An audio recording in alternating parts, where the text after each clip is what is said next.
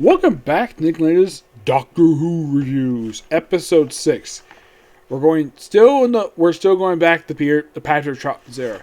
We're coming to the second to last story of his first year as a Doctor, the Faceless ones. Oh, and if you're curious though, this is apparently supposed to be Polly in this cover, but Polly does not look like this at all. And plus, I love the cover art here. It's very much like an old 50s horror movie poster because it's kind of a horror story slash sci-fi story.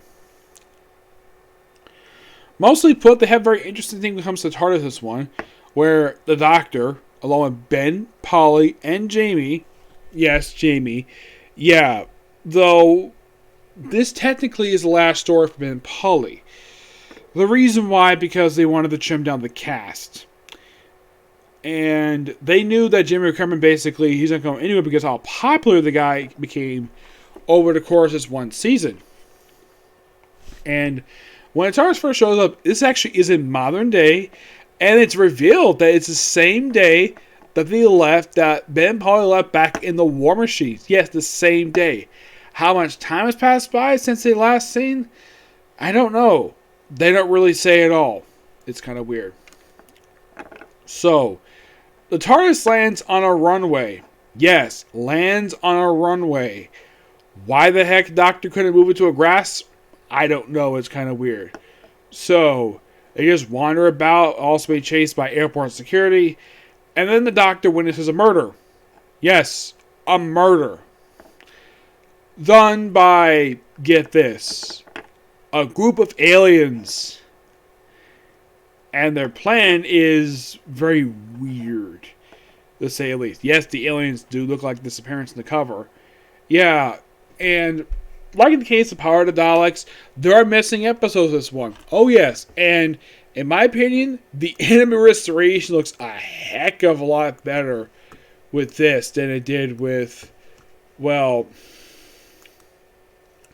this one is almost the entire story of this one. Yes. Yes, it is. Yeah, it's basically just episodes 2, 4 through 6. Yep.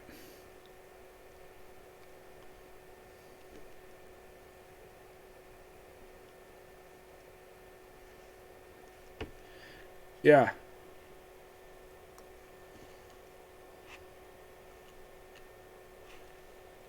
Now, the junkie stuff, that's basically the reason for this. Now, in the case of this story, now, why are the aliens basically trying to keep their activity secret? What is their master plan?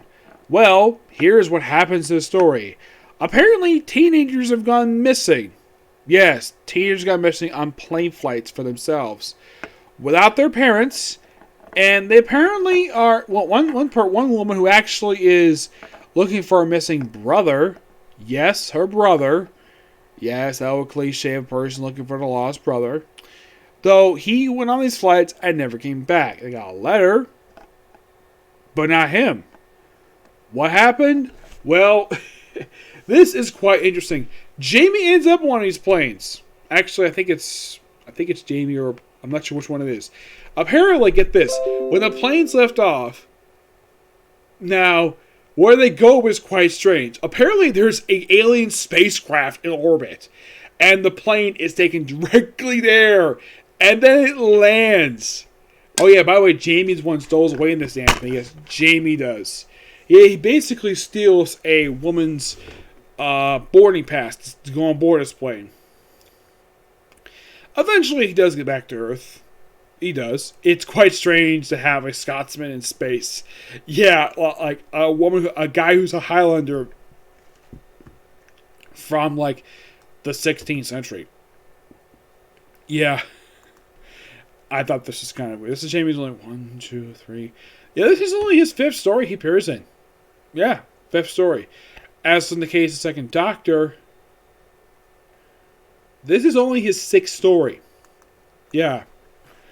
So, basically, these aliens apparently suffer some kind of catastrophe. Oh, and by the way, the anime restoration looks so good when it comes to basically how they showed this thing. I gotta say, It seems as though the administrators, they must have read the original script, because, wow. Basically, like, yes, this is showing basically both. Now, is there a color version of this? Yes. There's action versions in color. Most involves basically, there's this chameleon aircraft, basically the one responsible for this, and the Doctor sort of gets official recognition, basically, like, authorization by an actual police officer who's looking for his missing partner. That was dead body he found. And the person in charge of the airport didn't necessarily believe him per se, but then basically he comes around to it. Thanks to, of course, the Doctor explaining a lot of stuff basically he didn't know before. And the police officer basically just authorized to do what the heck he wants, because basically the person he found was his partner. Yep. Oh yeah, and the way the Doctor beats the aliens is quite strange. He basically says, okay, you need to go back and try again, and don't try to do this again. Oh yeah, and by the way, the reason we call the Faceless ones, and they kind of show this, they apparently steal the faces off of teenagers. Off of various people they kidnap, and then they pose as them. And the only way these people are taken out is by activating the real one of these people. Yep, that's simple just of it. Now, surprisingly, there's no familiarity in this one. No Daleks, no Cybermen. The Master's not shown up yet, so just some random alien, basically, because it's Doctor Who. We gotta involve aliens. But in the case of Patrick Troughton stories, I kind of like this because of the mystery and the suspense. This one, it's just so really good. And this is also one of those stories that basically gave a sense of an idea that we need in the organization, like unit later on. Basically, yeah, this is one of three stories that did that. Though one story actually did succeed doing that. The other story about this one is Revelation Daleks. They have to have a military organization to combat aliens. So there's that. And of course, well, Ben and Polly had to say goodbye because Ben was actually affected by this stuff. So Polly had to take care of him. And Doctor like, okay, yeah, well, he'll be perfectly fine. And here's the thing. Ben and Polly became the first companions not to see a TARDIS dematerialize. Well, there's a reason why, and it's quite funny. The TARDIS is stolen. And this leads into the evil of the Daleks. We'll eventually get that one. I don't know. I don't know if there's any restoration for this one or not. I don't think there is. No. Well, I do have it on DVD for a Dalek early. I do have Lost in Time. Yeah, I do want it on this. I'll probably watch at some point. Mm-hmm.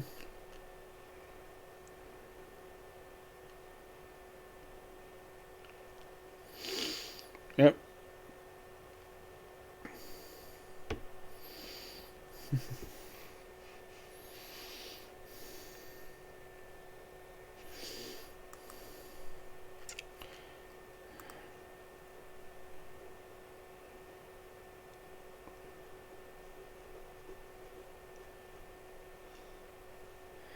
Yeah, but this actually is pretty good. I thoroughly enjoy it.